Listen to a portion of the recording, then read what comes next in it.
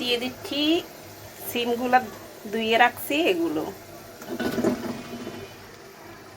সিমের সিজনে সিমের কেজি হবে 10 টাকা, আর এই সিম নিয়ে আসছি 280 টাকা করে, 250 গ্রাম সিম এনেছি।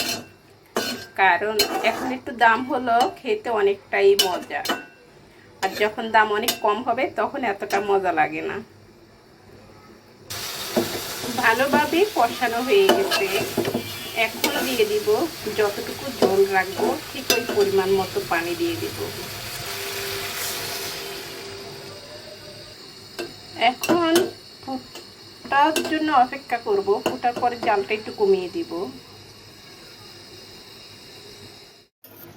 বলক আসছে, এর ভিতরে হয়ে গেছে, আর কিছুটা সময় হবে।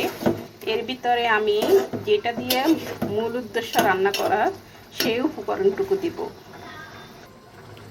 দিয়ে দিচ্ছি 1 চামচ পরিমাণ।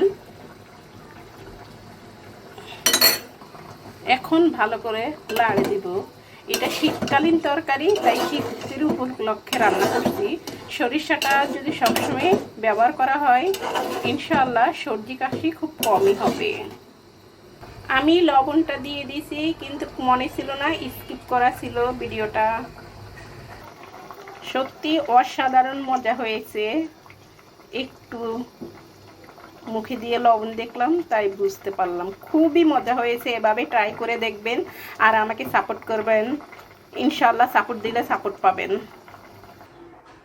দেখুন না, দেখতে যেমন হয়েছে, সত্যি বলছি খেতেও এর থেকে বেশি টেস্ট হয়েছে। সরিষা সিমের রেসিপি।